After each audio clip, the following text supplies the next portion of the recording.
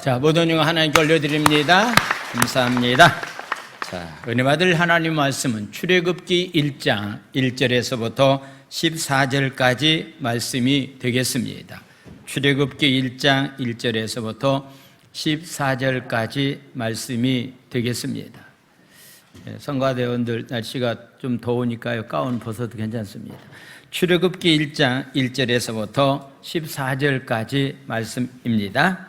자, 먼저 교회 소식을 알려드립니다. 주보를 참고해 주시기를 바랍니다. 교회 실시간 예배를 안내합니다. 유튜브에서 오전 11시 예배, 새벽 5시 예배, 매주 금요일날 저녁 철야 예배 8시부터 실시간 예배가 방송이 됩니다. 참고해 주시고, 지난주 말씀을 드렸던 것처럼 가능하시면은 집에 돌아가셔서 주일날 말씀을 한 번 정도 다시 유튜브를 통해서 들으면은 은혜 받는 귀한 일들이 일어나게 될 겁니다. 오늘은 성찬 예배로 하나님 앞에 예배를 드립니다. 경건한 마음을 가지고 여러분들이 예배에 임해 주시기를 바랍니다. 제주교회 치유 회복을 위한 공개방송 CBS TV 새롭게 하소서가 제주 CBS 방송에서 오후 7시에 6월 9일 날 7시부터 이렇게 시작이 되는데, 아마 이렇게 보통 우리가 수요일 예배가 7시 30분인데 이날만큼은 30분 땡겨서 예배를 드리도록 하겠습니다. 전에 우리가 그 유튜브를 통해서 들었던 윤치용 목사님, 호주 시드니에서 이렇게 목회하고 있는 목사님인데, 이분이 어떻게 사역을 하고 있는가라고 하는 것에 대해서 간증을 통해서 많은 은혜 받았는데, 이번 주 수요일 날도 동일하게 7시부터 참석해서 함께 은혜 나눌 수 있도록 그리해 주시기를 바랍니다. 청년 단일 기도회를 위해서도 여러분들이 기도해 주시고, 6월 21일서부터 26일까지 귀한 예배가 있습니다. 이번에 청년 단일 때의 강사는 한국에 있는 목사님들 가운데서 이렇게 젊은 목사님들에게 가장 필요한 메시지를 전할 수 있는 목사님들이 이렇게 말씀을 전하게 되었습니다. 참석해서 함께 은혜 나눌 수 있도록 그리해 주시기를 바랍니다. 코로나 백신이 제주 땅에도 이렇게 더 확산되어 가고 있는 그런 상황 가운데 있기 때문에 할 수만 있다고 한다면, 여러분들이 주사를 맞을 만한 그런 기회가 여러분들에게 있다고 한다면은 한 번도 빠짐없이 주사를 맞으면은 나를 위한 주사도 되지만은 상대방을 위한 주사도 되기 때문에 빠짐없이 백신 주사에 여러분들이 맞아 주시길 바랍니다. 저도 지난주 맞았는데요, 아무 일 없습니다. 그러니까 너무 걱정하지 마시고 주사를 맞을 수 있도록 그리해 주시기 바랍니다. 우리 이지영 지사님 아버님 되시고 우리 김영조 지사님의 장인 되시는 분이 6월 2일 날 소천에서 이렇게 또 먼저 천국 가셔서 장례식을 치렀습니다. 제가 이렇게 영전 사진을 보고서 깜짝 놀랐습니다. 보통 영전 사진은요, 평상시에 준비된 이렇게 사진을 갖다가 이렇게 걸어놓는 경우가 있는데, 이번에 보니까 우리 이정 집사님 아버님이 10대 때부터 교회 안에서 오르간 반주를 하셨더라고요. 그래서 이렇게 돌아가시기 전까지도 이렇게 반주하는 일이 교회 안에서 있었는데, 그래서 그냥 반주하는 그 모습이 영전 사진에 이렇게 걸려 있는 그런 모습을 보고 저도 생각을 좀 바꿨습니다.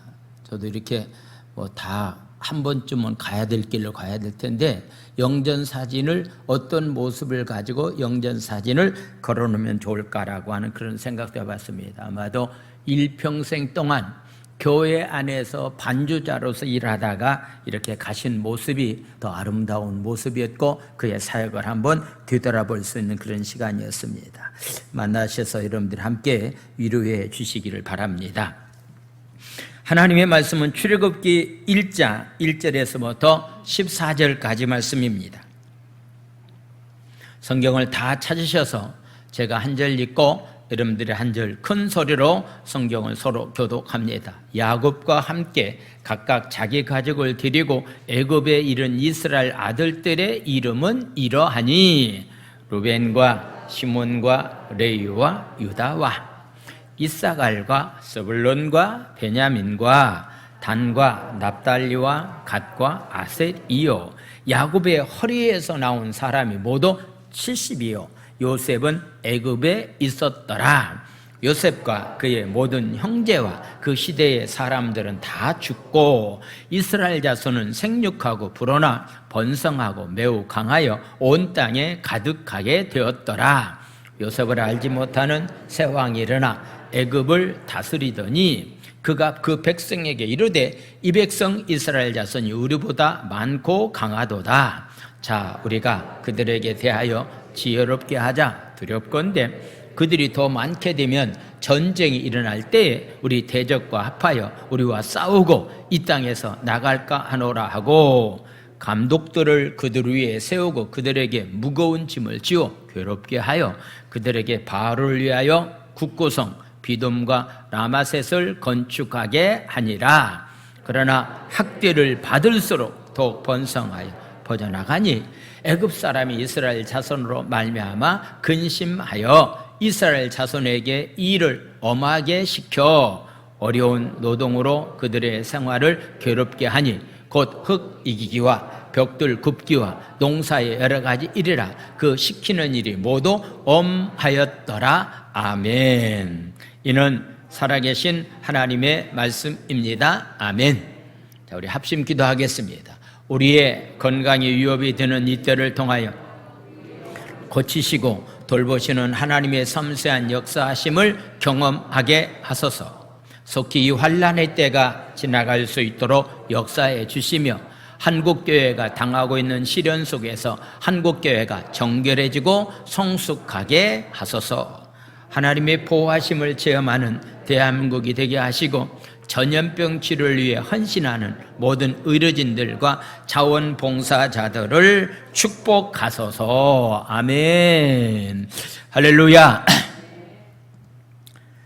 서커스에서 공중 나그네를 타는 고개사는 줄을 바뀔 때마다 잡았던 줄을 놓고 재빠르게 앞에 있는 줄을 붙잡아야 됩니다. 그런데 아무리 베테랑이라 해도 뒤에 것을 놓고 앞에 것을 잡기까지 엄청난 두려움을 느낀다고 합니다. 저도 서커스를 좋아하기 때문에 중국 여행을 갈 때마다 꼭 이 서커스를 보게 되는데 고난의 우리의 삶 가운데서 고난의 순간도 그렇다.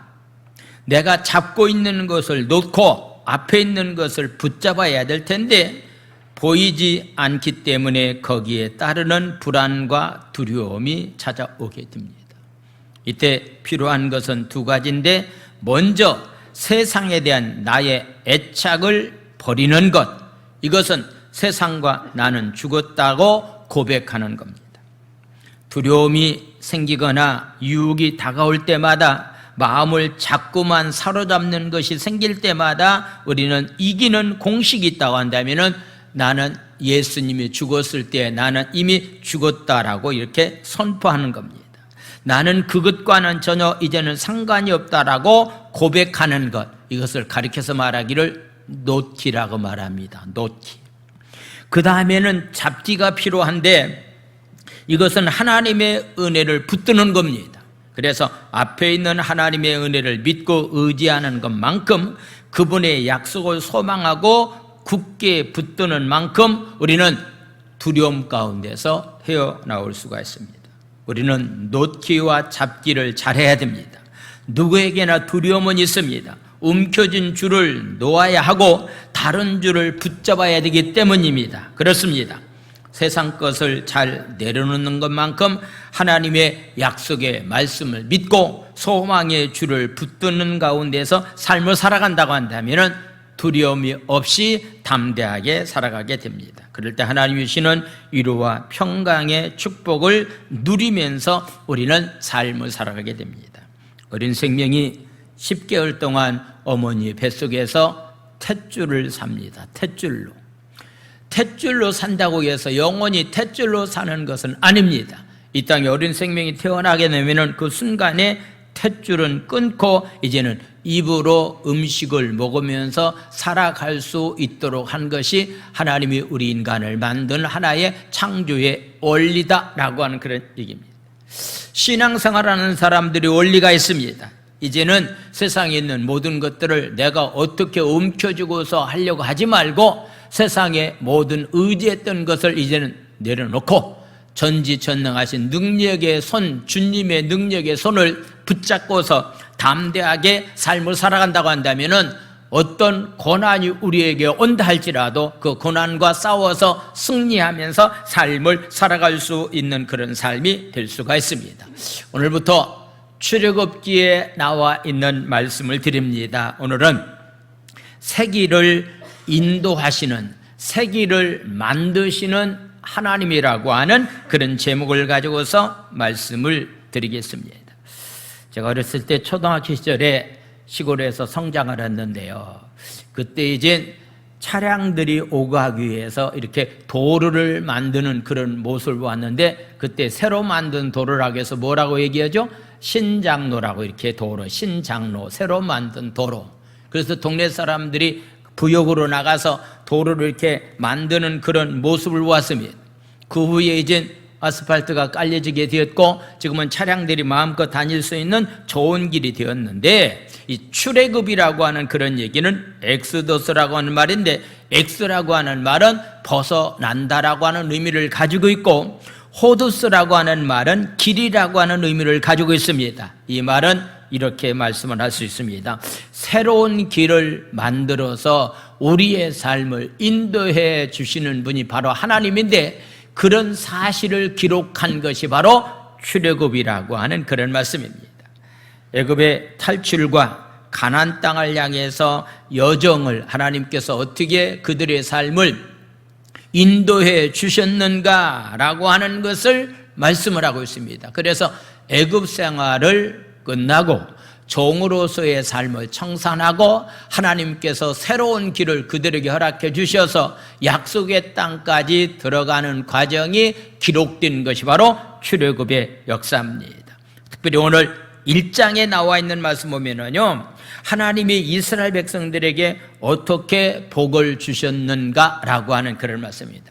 하나님께서 이스라엘 백성들에게 어떤 복을 주셨는가? 본래 하나님은 당신이 지으신 모든 창조물을 복되게 하셔서 창조의 목적과 질서에 합당하도록 하늘과 온 땅이 충만한 가운데서 삶을 살기를 하나님은 원하셨습니다. 그래서 하나님께서 우주 만물을 창조하시고 그 가운데 우리 인간을 창조하시고 난 다음에 축복하신 말씀이 창세기 1장 28절 말씀입니다. 1장 28절 말씀을 보겠습니다.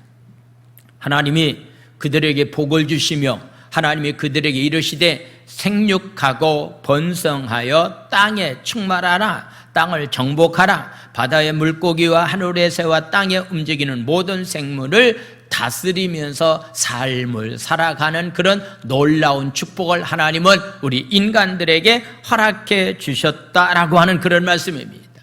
이 약속의 말씀이 노아를 통해서 믿음의 조상인 아브라함과 이삭과 야곱을 거쳐서 애굽 땅에서 야곱의 자손들이 바로의 노예로서 착취와 유린을 당할 때도 여전히 하나님의 약속의 말씀은 유효했습니다. 살아있었습니다.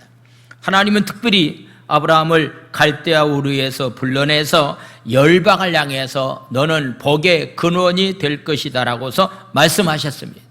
바로 그 복의 근원이 될 것이다라고 하는 약속의 말씀이 오늘날 그 약속의 말씀이 그대로 실천되었다라고 하는 것, 창세기 12장 1절에서부터 3절까지 말씀을 봅니다. 여호와께서 아브라함에게 이르시되 너는 너의 고향과 친척과 아비집을 떠나 내가 네게 보여줄 땅으로 가라고 말하고 있습니다. 고향을 떠난다라고 하는 것, 친척이 함께 삶을 살고 있는 집을 떠난다라고 하는 것, 지금까지 정들었고 깊은 관계를 가지고 있는 지역 주민들과의 관계를 다 끊어버리고 떠난다라고 하는 것은, 이것은 역시 굉장히 힘들고 어렵습니다. 그러나 반드시 떠나야 됩니다. 내가 가지고 있는 것을 놓아야만이 주님의 새로운 능력의 손을 우리는 붙잡을 수 있습니다. 먼저 떠나는 것이 중요합니다. 2절은 이렇게 말하고 있습니다. 떠나면은 내가 너로 큰 민족을 이루고 내게 복을 주어서 내 이름을 창대케 하려니 너는 복이 될지니라. 할렐루야. 떠나기만 하면은 하나님께서 새로운 길을 허락해 주셔서 축복을 주시겠다라고 하는 그런 말씀. 저와 여러분들도요, 복의 근원으로 삼기 위해서 예수를 주라고 고백하고 하나님의 자녀로서 이 땅에 불러주셨다라고 하는 것을 보게 됩니다. 그래서 우리는 나를 통해서 복이 자손 대대에 흘러갈 수 있는 축복의 통로로서 마땅히 우리는 삶을 살아가는 삶이 바로 우리의 삶이 되어야 됩니다.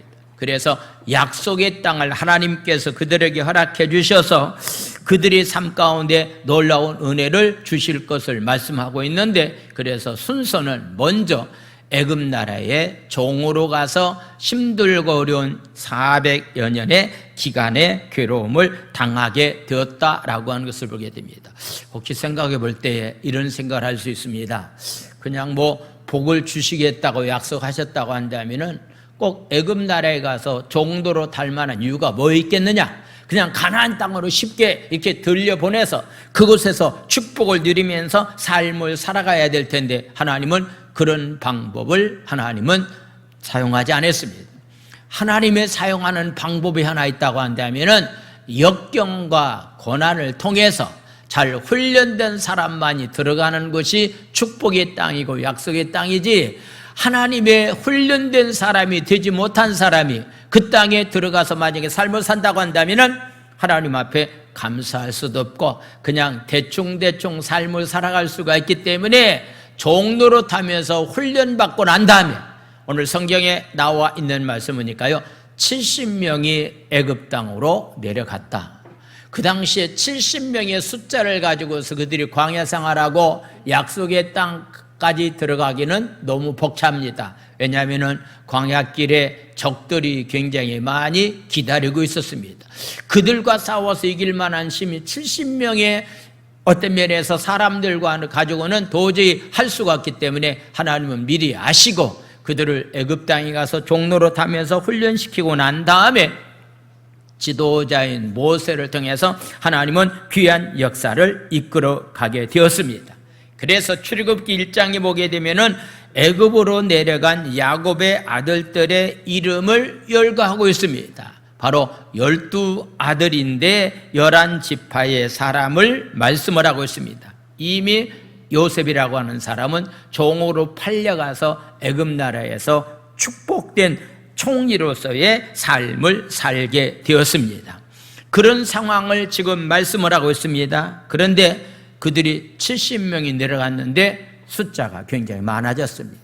그러다 보니까 바로가 가지고 있는 생각이 이스라엘 민족, 히브리 민족들을 그냥 놔둬서는 안 되겠다라면서 심한 노동을 더 시켰고 억압 정책을 펼치고 있는 그런 모습을 보게 됩니다. 그런데요, 그럼에도 불구하고서 이스라엘 민족들이 하나님의 축복 가운데서 번성하게 되었다, 창대하게 되었다라고서 말씀하고 있습니다. 하나님이 어떻게 이스라엘 민족들에게 하나님은 새로운 길로 하나님은 그들을 인도해 주셨는가라고 하는 그런 말씀을 드리겠습니다. 저와 여러분들이요, 하나님께서는 항상 새로운 길로 우리의 삶을 인도해 주시기를 원하는데 어떤 과정을 통해서 하나님은 새로운 길을 우리에게 주시는가라고 하는 그런 말씀입니다. 먼저는요, 연약한 인간을 통해서 새로운 길을 하나님은 만들어 주신다라고 하는 그런 말씀입니다. 야곱의 아들 요셉이 애굽의 총리로 있을 때에 그의 가족들은 고센이라고 하는 지역으로 이주해서 그들이 70명의 가족들이 그 땅에서 삶을 살게 되었습니다. 출애굽기의 히브리의 본문에 보게 되면은 창세기를 마치고 난 다음에 이어지는 그런 말씀이 그리고라고 시작하면서 출애굽기가 시작하고 있습니다. 이것은 바로 창세기와 연결된다라고 하는 그런 의미를 가지고 있습니다.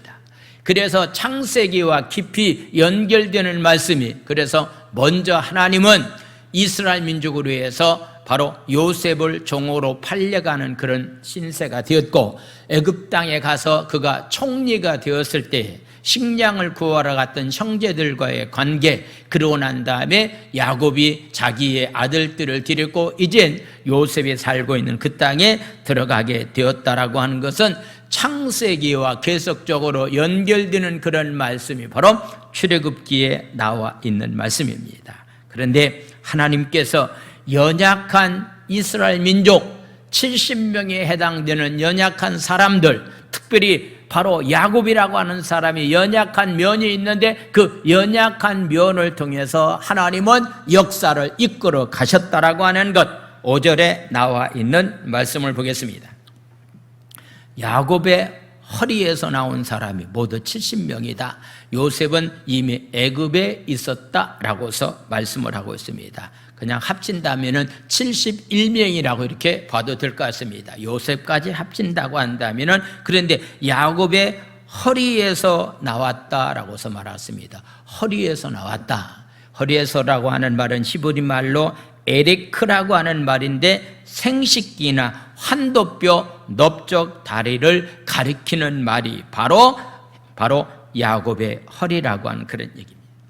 야곱은 약복강에서 하나님의 사랑과 환도뼈를 맞아서 위골되었다, 씨름하다가 위골되었다. 그때 바로 환도뼈라고 하는 말이 나오는데 거기에서 뼈가 위골되었기 때문에 야곱이 천사와 씨름하고 승리하고 난 다음에 걸어가는 모습을 성경을 말하기를 절뚝거리면서 걸어갔다라고서 말하고 있습니다.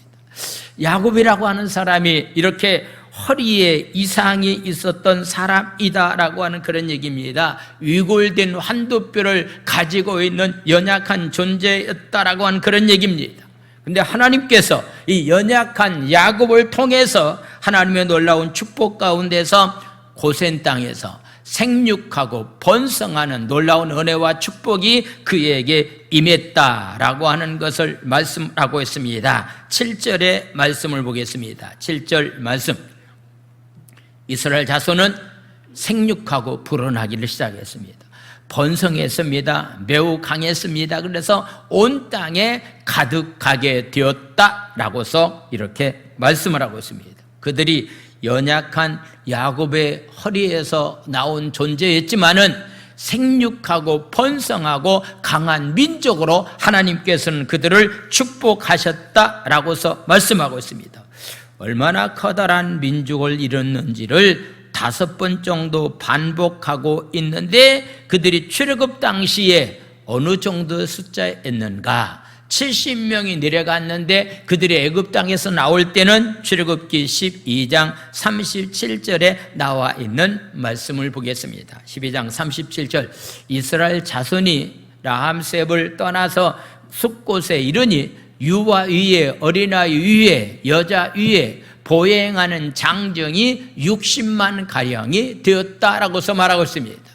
여자는 그 당시에 죄송합니다만은 숫자에 포함되지 않았습니다.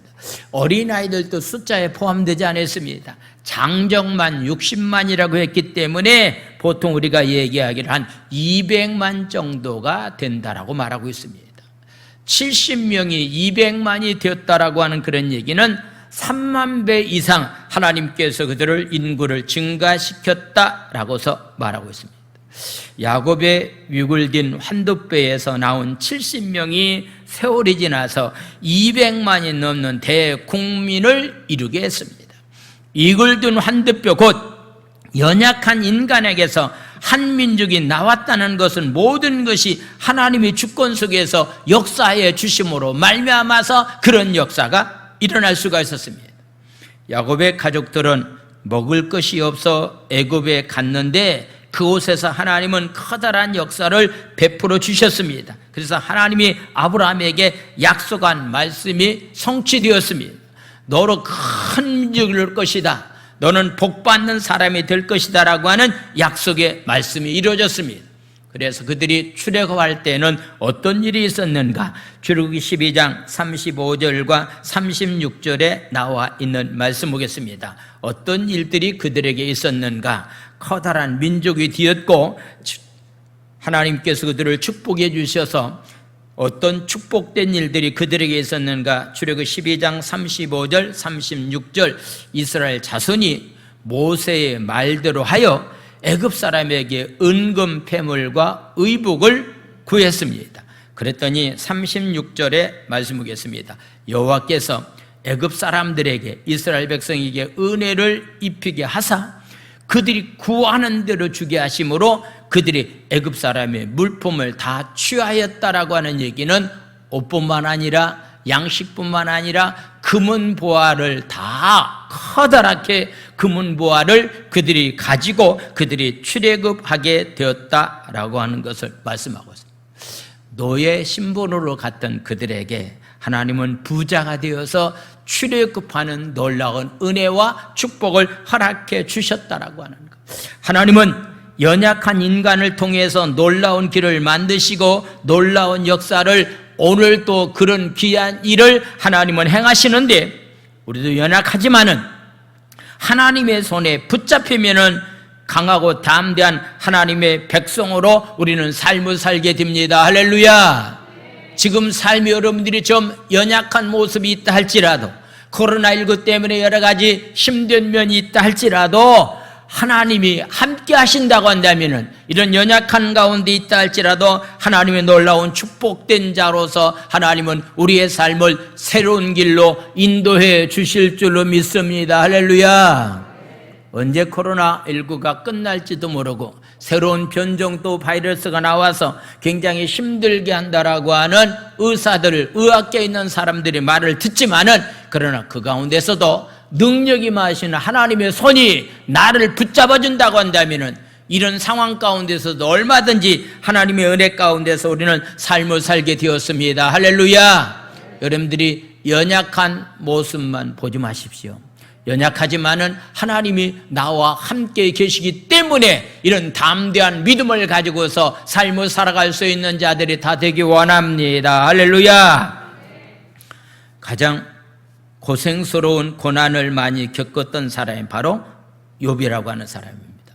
어느 정도 그의 삶이 어려웠는가, 욥이 그런 가운데서 어떻게 극복했는가, 욥기서 23장 8절에서부터 10절까지 말씀을 보도록 하겠습니다. 욥이 어느 정도의 고통이 그에게 있었는가. 그런데 내가 앞으로 가도 하나님이 안 계시고 뒤로 가도 하나님은 보이지 않는다. 앞으로 가도 보이지 않고 뒤로 가도 보이지 않는다. 이 정도로 하나님을 좀 만나야 될 텐데 만날 수 없을 정도로 힘들고 어려운 고난이 있었다. 9절 말씀 보겠습니다. 그가 왼쪽에서 일하시나 내가 만날 수도 없고 그가 오른쪽으로 돌이키시나 볼 수가 없다. 왼쪽에 가도 만나지 못하고 오른쪽에 가도 만나지 못하고 앞으로 가도 못 만나고 뒤로 가도 못 만나는 그런 힘들고 어려운 상황이 그에게 있었다라고서 말하고 있습니다.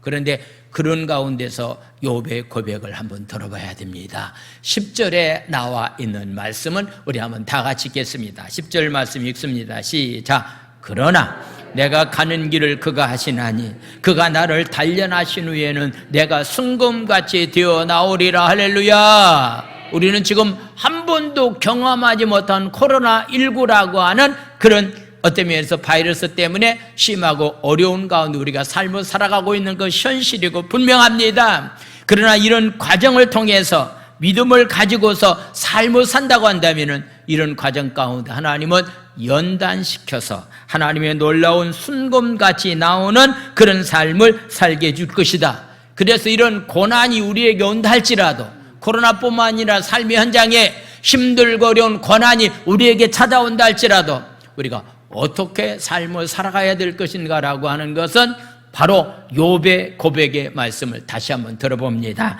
자, 23장 11절 12절 말씀 보겠습니다. 내 발이 그의 걸음을 바로 따라갔으며 이런 고난이 있을 때 우리는 좌우뚱합니다. 이쪽으로 가야 될 것인지 저쪽으로 가야 될 것인지 내 발이 어떤 면에서 올바로 갈 수가 없는데 그런 고난이 왔어도 나는 그의 걸음을 바로 따라갔다. 말씀 따라갔다. 내가 그의 길을 지켜 치우치지 아니하는 가운데서 삶을 살았다라고서 말씀하고 있습니다. 어떤 사람이 행복한 사람입니까? 어떤 사람이 복받은 인생의 삶입니까?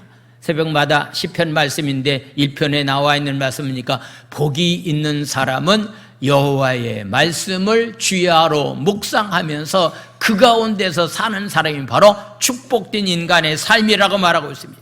고난이 왔습니다. 힘들었습니다. 그렇다고 해서 그의 걸음을 바로 따라갔다. 내가 그의 길을 지키면서 나는 절대로 좌우로 치우치지 아니하는 가운데서 나는 삶을 살았다. 12절은 우리 한번 다 같이 읽겠습니다. 시작. 내가 그의 입술의 명령을 어기지 아니하고 정한 음식보다 그의 입의 말씀을 귀히 여겼도다. 할렐루야.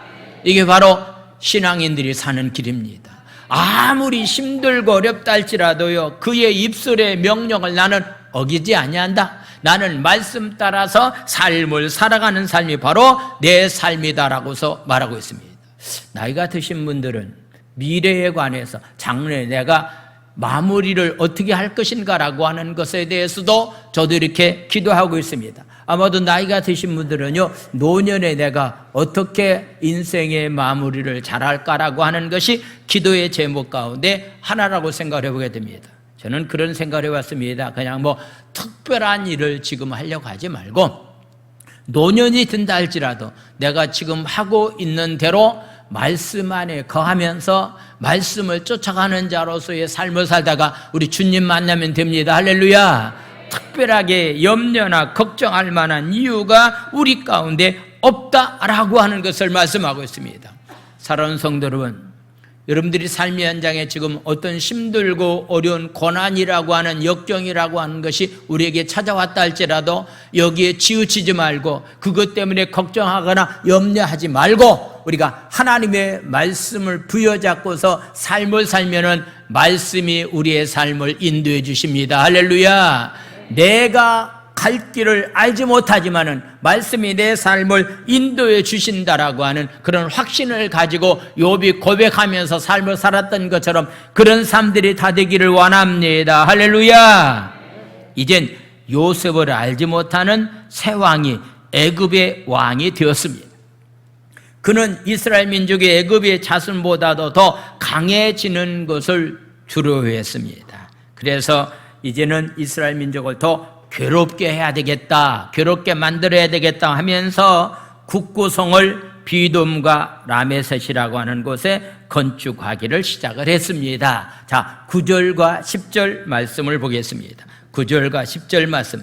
그가 그 백성에게 이르되 이 백성이 이스라엘 자손이 우리보다 많고 강하도다. 10절 말씀입니다. 자, 우리가 그들에게 대하여 지혜롭게 하자. 두렵건대 그들이 더 많게 되면은 전쟁이 일어날 때 우리 대적과 합하여 우리와 싸우고 이 땅에서 우리가 나갈 수도 있지 않겠느냐. 그러니 더 이상 애굽 이스라엘 민족들이 인구가 증가하는 것을 우리는 막아야 되겠다. 방법이 뭐냐? 그냥 국구성은 식량 창고, 무기 창고, 보물 창고입니다. 우리가 앞으로 이길 수 있는 방법은 이런 창고를 짓게 만들어서 이들을 굉장히 힘들게 하면은 자식이 더 증가되지 않을 것이 아니냐라고 하면서 이들에게 고된 노역을 시키기로 했다라고 하는 그런 얘기입니다. 이것이 하나님의 하시고자 하는 계획과 하나님의 하시고자 하는 그 뜻을 어떤 면에서 없게 할 줄로 생각했다라고 하는 그런 얘기입니다. 이것은 바로 창세기 11장에 나와 있는 바벨탑 쌓는 것과 똑같다라고 하는 그런 얘기입니다. 하나님의 창조의 섭리를 무시하고 인간들이 쌓은 탑은 다 무너지게 한다라고 하는 것. 그래서 우리는 말씀에 순종하는 삶, 말씀대로 사는 삶, 이것이 바로 신앙인의 삶이고 이런 삶이 바로 행복한 인간의 삶입니다. 할렐루야. 우리가 예배 마치고 부르는 찬양, 저도 이 행복이라고 하는 찬양을 너무너무 좋아합니다. 이 찬양을 부르신 분은 장한이라고 하는 목사님, 사모님이 이 찬양을 불렀는데요. 감리교 목사님의 사모님인데 바로 어렸을 때 이혼한 가정에서 어린 시절을 보냈습니다. 이혼한 가정에서 어린 시절을 보낸다라고 하는 것은 이 사모님에게는 상상할 수 없는 힘들고 어려운 그런 고난의 시절을 보냈습니다. 그런 힘들고 어려운 상황 가운데 있다가 예수님을 만났습니다. 그러난 다음에 목사가 사목사의 사모가 되었습니다. 사역한다라고 하는 자체도 굉장히 힘들고 어렵습니다. 그럼에도 불구하고서 바로 그런 행복이라고 하는 노래를 부른 겁니다. 어떤 것이 행복이냐? 진정한 행복은 예수님이 나와 함께 계시고 말씀 안에 사는 것이 진정한 행복이다. 예수 믿는다라고 하는 것 진정한 행복이라고 생각하면서 이 귀한 찬양을 불렀다라고 하는 그런 말씀을 하고 있습니다. 하나님은 언어를 혼잡하게 해 그들을 흩으셨습니다. 애굽도 이스라엘 민족의 백성을 막으려고 했지만은 하나님은 이를 무산시켰다라고 하는 것. 하나님의 계획과 하나님의 목적과 하나님의 뜻을 누가 와서 방해하고 누가 와서 막는다 할지라도 하나님의 계획은 반드시 이루어집니다. 할렐루야.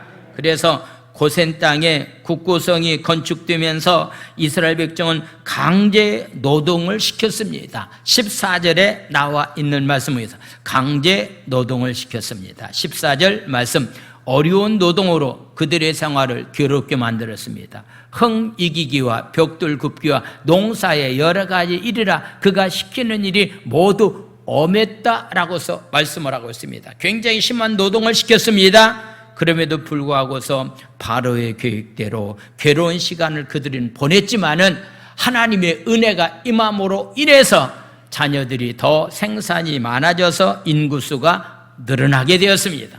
그때에 산파들에게 가서 아들을 낳으면 다 죽이라고 하는 그런 명령이 내려졌습니다. 18절에서부터 22절까지 말씀 보겠습니다. 아들이 나면은 다 죽이라고 하는 명령이 내려져 애굽 왕이 산파들 불러서 얘기합니다. 너희가 어째 이같이 남자 아기들을 무엇 때문에 살렸느냐? 다 죽이라고 했는데 무엇 때문에 살렸느냐고 얘기하고 있습니다. 이런 상황 가운데 있을 때요, 아마도 산파들이 말하기가 굉장히 힘들었을 거라고 생각이 되어집니다. 성경은 우리에게 말합니다. 복음을 전하다가 강한 힘을 가지고 있는 사람들에게 끌려가서 그들이 신문하게 될 때 어떤 말을 할 것을 너희들이 걱정하지 말라. 하나님이 대신 다 말할 수 있는 능력을 주시겠다고 말하고 있습니다. 무엇 때문에 남자애들을 살렸느냐고 물었습니다. 그랬더니 산파들이 이렇게 대답을 합니다. 19절 말씀, 산파가 바로에게 대답하되 히브리 여인은 애굽 여인과 같지 아니합니다. 아주 건강해서 산파가 그들에 이르기도 전에 해산했습니다 라고 말. 우리가 가기 전에 이미 그들은 다 자식을 다 낳았습니다 라고 얘기합니다. 20절 말씀, 하나님이 그 산파들에게 은혜를 베푸시니 그 백성은 번성하고 매우 강해지니라. 할렐루야. 무엇보다도요, 하나님의 은혜가 필요한 시대에 우리가 삶을 살고 있습니다. 아침마다 저는 빠지지 않는 기도가 있습니다. 하나님, 오늘도 하나님의 은혜가 살아난 성도들 모든 가정에 임하기를 원합니다. 하나님의 은혜입니다. 하나님의 은혜가 임하기만 한다고 한다면 어떤 고난과 난관도 우리는 극복해 나갈 수 있다라고 하는 것을 우리에게 말씀하고 있습니다. 그들이 산파들이 가지고 있는 신앙이 21절과 22절은 이렇게 말씀하고 있습니다. 그 산파들은 하나님을 경외하는 사람이었었다. 하나님이 그들의 집안을 흥왕하게 하셨다. 하나님을 경외하기 때문에요, 산파들을 하나님께서 축복하여 주셨다라고 하는 것. 22절 말씀 보겠습니다. 22절, 그러므로 바로가 그의 모든 백성이 명령하여 이르되 아들이 태어나거든 너희는 그를 나일강에 던지고 딸이거든 살려두라고 명령했다라고 하는 그런 얘기입니다. 이런 상황 가운데 있었지만은 하나님을 경외하는 산파들 때문에 하나님께서 놀라운 은혜와 산파의 가정에도 임했을 뿐만 아니라 이스라엘 백성들에게도 하나님의 은혜가 임했습니다. 하나님은 자기 백성이 당하는 괴로운 일을 구원 역사에 하나님은 이용하십니다. 우리가 당하고 있는 괴롭고 고통스러운 일도 하나님의 손에만 있다면 놀라운 새 길로 이어집니다. 할렐루야. 그러니 어떤 고난과 힘들고 어려운 문제가 우리에게 왔다고 한다면 우리는 원망하거나 불평하지 말고 누구 때문에 그렇게 되었다라고 탓하지 말고 저와 여러분들이 해야 될 일은 한 가지밖에 없습니다. 하나님 앞에 기도하는 겁니다. 하나님께서 어떻게 이런 고난을 우리에게 주셔서 이 고난 가운데서 하나님이 하시고자 하는 일을 발견하는 것이 우리 가운데 참 중요하다라고 하는 그런 말씀입니다. 이들이 출애굽하는 과정 가운데서도 여러 가지 고난이 많이 있었는데 그 가운데 하나, 출애굽기 14장 1절에서부터 4절까지의 말씀을 보겠습니다. 출애굽하고 난 다음에 여호와께서 모세에게 말씀하여 이르시되 2절 말씀, 이스라엘 자손에게 명령하라. 돌이켜 바다와 믹돌 사이에 비아 히롯 앞 곧 바알스본 맞은편 바닷가에 너희들이 장막을 치라고 말씀하고 있습니다. 지금 이제 그들이 홍해 바다를 건너야 될 만한 상황인데 건너라고 말하지 않고 그냥 홍해 바다를 건너기 전에 바닷가에 진을 치라고 하나님께서 모세를 통해서 명령하고 있습니다. 3절에 나와 있는 말씀, 바로가 이스라엘 자손에게 대하여 말하기를 그들이 그 땅에서 멀리 떠나 광야에 갇힌 바가 되었다. 출애굽했습니다. 그러고 난 다음에 홍해 바다를 건너야 될 텐데 건너가지 못한 가운데 있기 때문에 그들이 광야에서 갇힌 바가 되었다. 바로가 볼 때는 이스라엘 민족들이 진퇴양난 가운데서 갇힌 것처럼 바로는 보았습니다. 그런데 4절에 나와 있는 말씀, 하나님이 어떻게 역사를 하셨는가? 내가 바로의 마음을 완악하게 한즉 바로가 그들의 뒤를 따르리니 내가 그와 그의 온 군대들을 말미암아 영광을 얻어 애굽 사람들이 나를 여호와인 줄 알게 하리라 하심에 무리가 그대로 행했다라고 말하고 있습니다. 하나님께서 바로의 마음을 강팍하게 만들었습니다. 그냥 도망가고 있는 이스라엘 민족을 가서 쳐서 그들을 다 죽여야 되겠다라고 하는 생각을 불어넣습니다. 그래서 많은 병력을 이끌고 바로가 이스라엘 민족들이 가까이 진격해 오고 있는 상황 가운데 있었다라고 하는 그런 얘기입니다. 앞으로는 홍해 바다가 있어서 나갈 수는 없고 뒤로는 바로의 병력이 쫓아오기 때문에 이루 말할 수 없는 위기를 당하게 되었습니다. 출애굽 후에 첫 번째 위기를 당했습니다. 이런 위기를 당한 가운데 있었을 때에 하나님은 무엇라고 또 말씀했는가? 13절에서부터 출애굽 13절에서 14절까지 말씀을 보겠습니다. 13절 모세가 백성이 이르되 두려워하지 말고 가만히 서서 여호와께서 오늘 너희를 위하여 행하시는 구원을 보라. 너희가 오늘 본 애굽 사람을 영원히 다시 보지 아니하리라고서 말씀하고 있습니다. 지금 그들이 진격하고 있지만은 두려워하지 말라. 하나님께서 어떻게 행하시는 일을 너희들이 두고 봐라. 너희가 오늘 본 애굽 사람들 영원히 다시 보지 아니하겠다라고서 말씀하고 있습니다. 두려워하지 말라. 하나님께서 어떻게 그 일을 하시는가를 한번 두고 보자라고 하는 그런 얘기입니다. 우리가 선교 훈련을 가서 선교단체에서 훈련을 받을 때에 하나님이 어떻게 내 삶을 인도해 주시는가라고 하는 그런 성령의 음성을 듣고서 인도하는 방법을 한 주간 공부하게 되는데 처음에는요 그 말이 좀 이해가 되지 않았습니다. 아니 그렇게 해서 하나님께서 우리의 삶을 인도해 주실까라고 하는데 여러 번 훈련 과정을 통해서 저는 깨달았습니다. 어떤 힘들고 어려운 고난의 문제가 우리에게 부딪혔을 때 여러분들이 생각해야 될 것이 있다고 한다면 하나님 이런 고난을 통해서 내가 깨달아야 될 만한 것들이 어떤 일입니까? 하나님 이 고난을 통해서 하나님 내 삶을 어떻게 인도해 가고 있는지를 한번 우리가 좀 묵상하면서 기다리는 자세가 굉장히 중요합니다. 이럴 때 하나님은 내 삶을 어떻게 인도해 주실 것인가라고 하는 것을 깨닫는 것은 무엇보다도 중요합니다. 그래서 13절 14절에 나와 있는 말씀을 한번 보겠습니다. 출애굽 14장 13절 모세에게 백성이 이르되 너희는 두려워하지 말고 가만히 서서 여호와께서 오늘 너희를 위하여 행하시는 구원을 보라. 너희가 오늘 본 애굽 사람은 영원히 다시 보지 아니하리라. 14절은 우리 다 같이 읽겠습니다. 시작. 여호와께서 너희를 위하여 싸우시리니 너희는 가만히 있을지니라. 할렐루야. 내가 고난 가운데서 무언가를 해결하려고 하지 말고 하나님께서 어떻게 이 고난의 문제를 해결해 주시는지를 기다리면서 하나님 앞에 기도하면서 말씀 안에서 두려움 없이 가만히 인내하는 자로서의 삶을 살아가는 삶이 바로 우리의 삶이 되어야 된다라고 하는 것을 말씀하고 있습니다. 성경 말합니다. 누가 싸워주신다고요?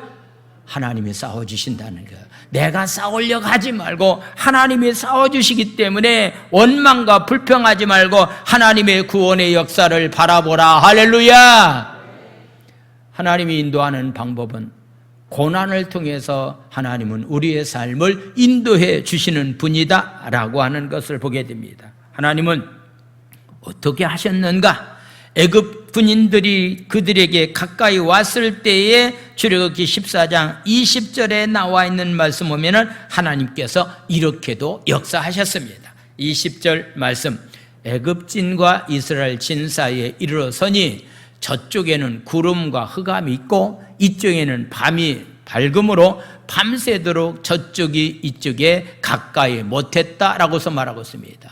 애굽 민족들이, 이스라엘 민족들이 진친 가까이 왔을 때에 가까이 하지 못하도록 하나님께서 접근 금지 명령을 내리셨습니다. 할렐루야. 가까이 올 수 없도록 하나님께서 막아주셨다라고 하는 그런 얘기입니다. 자주 새벽 시간에 말씀을 드리고 기도합니다. 이스라엘 민족들이 살고 있는, 히브리 민족이 살고 있는 고센 땅에는 10가지 재앙과는 상관없는 가운데 삶을 살았습니다.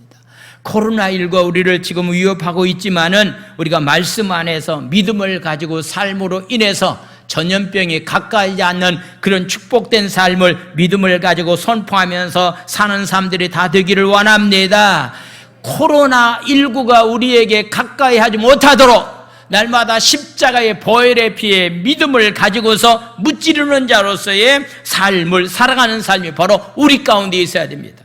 하나님이 접근 금지 명령을 내렸기 때문에 바로의 군대가 이스라엘 민족을 가까이 하지 못했습니다. 결국은 홍해바다가 갈라졌습니다.